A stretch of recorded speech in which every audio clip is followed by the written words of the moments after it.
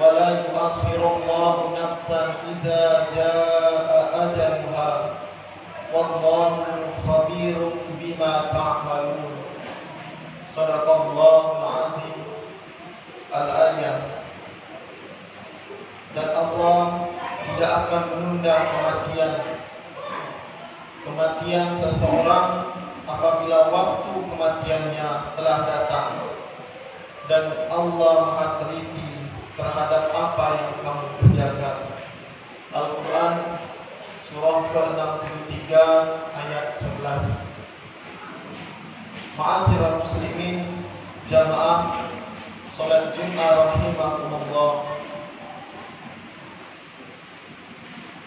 Untuk kesekian kalinya dalam kehidupan kita melaksanakan salah satu kewajiban kita yang melekat, yang menjadi rutinitas mingguan kita sebagai bentuk ubudiyah kita kepada Allah Subhanahu wa taala, yaitu melaksanakan sholat Jumat secara berjamaah.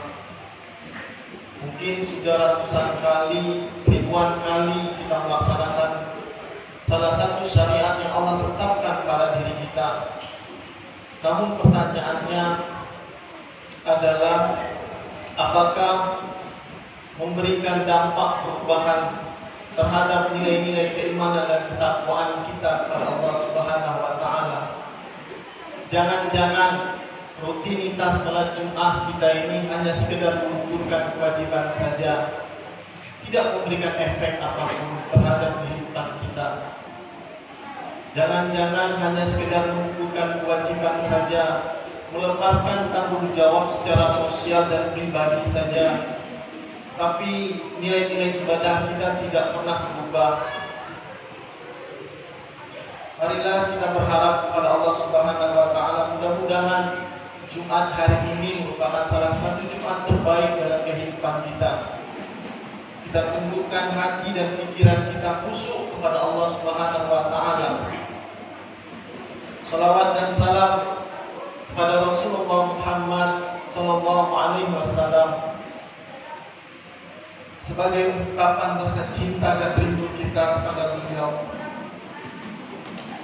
Kita belum pernah menatap wajahnya yang mulia, kita belum pernah menunjuk tangannya yang mulia, tapi sampai hari ini kita termasuk ke dalam umatnya yang dirindukan oleh Rasulullah. Selagi kita berpegang kepada Al-Quran dan Sunnah, kita berharap syafaat beliau, kita merindukan sosok beliau, dan beliau adalah idola kita dalam kehidupan di dunia dan di akhirat. Amin ya rabbal alamin. Selanjutnya khatib berwasiat pada diri khatib pribadi dan juga kepada para jamaah, mari kita meningkatkan ketakwaan kita kepada Allah Subhanahu wa taala. Takwa dalam arti sederhana, melaksanakan apa yang menjadi perintah Allah dan menjauhi apa yang menjadi larangannya. Jamaah rahimakumullah, tema khutbah kita hari ini adalah kematian dalam perspektif psikologi. Sebuah kajian yang mungkin jarang untuk kita gali dan kita pelajari. Sebuah kajian yang mungkin jarang untuk kita renungi, bahwasanya kematian itu adalah sebuah keniscayaan yang pasti hadir dalam kehidupan kita. Kematian merupakan sesuatu yang pasti dan tidak bisa kita hindari. Suka atau tidak suka, siap atau tidak siap, dia pasti akan menghampiri kita. Pertanyaan sederhana yang menelisik dalam diri kita adalah, sejauh mana kita mempersiapkan kematian ini?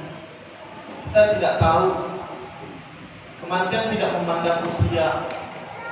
Kematian tidak memandang orang itu sehat, sakit, kecil, tua, muda, tidak. Ketika dia datang menghampiri, maka tidak ada yang bisa menahannya satupun. Orang yang paling kita cintai sekalipun, ketika hadir di hadapan kita kematian itu, tidak bisa kita mengelakkan. Hanya bisa kita mengucapkan inna lillahi wa inna ilaihi raji'un. Segala sesuatunya hanyalah milik Allah dan akan kembali kepada pemiliknya, yaitu Allah Subhanahu wa Ta'ala. Banyak ilmu yang mengkaji tentang proses kematian ini, dari segi kesehatan, sisi sosial, ekonomi, dan salah satunya yang mencoba untuk mengkaji adalah dari sisi psikologi.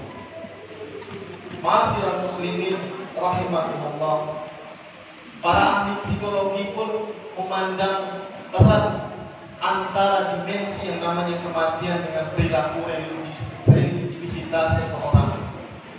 Semakin seseorang itu religi dalam kacamata kita,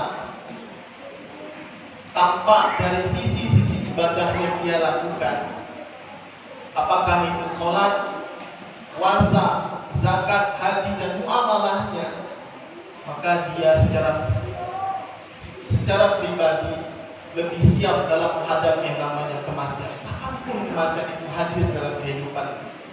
Tapi sebaliknya, seseorang yang dihadapkan dalam kehidupan hura-hura, mengejar dunia, memburu seluruh yang bernama dunia, maka ketika kematian itu menghampirinya, dia kaget.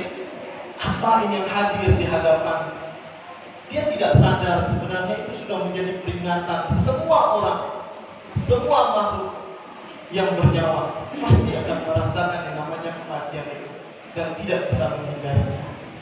Kembali pertanyaannya adalah, ketika para pakar telah mengkaji ini, tanyakan pada diri kita, sejauh mana tingkat keimanan dan ketakwaan kita kepada Allah Subhanahu wa Ta'ala, sehingga ketika kematian itu hadir di hadapan kita, kita betul-betul siap dalam menanti yang namanya kematian ini. Ma'asyiral muslimin rahimakumullah, dalam ajaran Islam memberi gambaran yang positif tentang yang namanya kematian. Positif dalam artian orang yang betul-betul mempersiapkan kematian itu sendiri.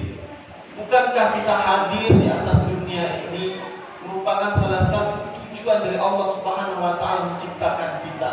Di dalam Al-Quran surah Az-Zariyat jelas Allah mengatakan, wa ma khalaqtul jinna wal insa illa liya'budun, dan tidaklah Allah menciptakan kita manusia, jin, melainkan hanyalah untuk beribadah semata.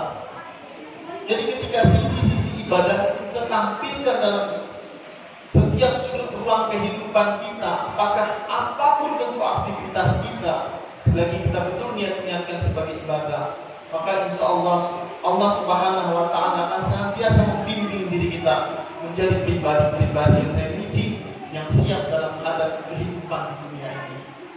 Bahkan antara hidup dan kematian bukanlah tanpa makna. Orang hidup, falsafah mengatakan, berarti dia siap menghadapi yang namanya kematian. Di dalam Al-Quran surah Al-Mulk jelas Allah mengatakan, a'udzubillahi minasyaitonir rajim, alladzi khalaqal mauta wal hayata liyabluwakum ayyukum ahsanu amala, yang menjadikan mati dan hidup supaya dia menguji kamu, siapakah di antara kamu yang lebih baik amal ibadahnya. Kembali di sini Allah menekankan amal ibadah yang kita lakukan dalam kehidupan ini. Allah tidak mengukur jabatan kita, Allah tidak mengukur bagaimana status sosial kita, tapi amal ibadah yang kita lakukan dalam kehidupan ini, inilah yang menjadi tolak ukur kita, sejauh mana kita betul-betul menjadi manusia yang betul-betul hadir di muka bumi ini, menjadi manusia yang betul-betul menjadi sosok yang sangat bermanfaat bagi manusia yang lainnya. Ma'asyiral muslimin rahimakumullah, berbicara kembali tentang kematian dalam sisi psikologi adalah bagaimana perasaan dan perilaku manusia itu hadir setiap saat. Ketika dimensi ini hadir, setiap helakan nafas, tindak tanduk, tingkah laku kita selalu terukur bahwasannya apa yang kita lakukan ini akan dipertanggungjawabkan nantinya di sisi Allah Subhanahu wa Ta'ala. Kalau perbuatan itu perbuatan baik, maka insya Allah Allah akan ganjar dengan surga. Namun apabila perbuatan itu perbuatan yang jelek, merugikan orang lain dan diri kita sendiri, maka semuanya pun akan dipertanggungjawabkan, menjadi bertanggung jawab di neraka. Faman ya'mal mithqala dzarratin khairan yarah, wa man ya'mal mithqala dzarratin syarran yarah. Ma'asyiral muslimin rahimakumullah. Sampailah kita pada kesimpulan bahwasannya kematian adalah sebuah keniscayaan yang hadir dalam kehidupan kita. Yang kedua, mari kita senantiasa mempersiapkan kematian itu.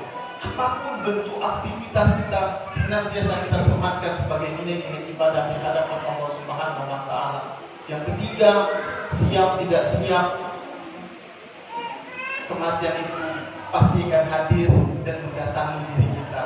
Semoga Allah Subhanahu wa Ta'ala senantiasa membimbing diri kita untuk senantiasa menjadikan kematian ini sebagai pengingat bagi kita bahwasanya kita tidak selalu hidup di atas dunia ini, dan setiap yang kita lakukan pasti akan dimintai pertanggungjawaban di sisi Allah Subhanahu wa Ta'ala, dan itu akan kita pertanggungjawabkan nanti di sisi Allah Subhanahu wa Ta'ala. Barakallahu wa lakum fil Qur'anil azim wa nafa'ni wa iyyakum bima fihi minal ayati wa dzikril hakim. Aqulu qawli hadza wastaghfiruhu innahu huwal ghafurur rahim.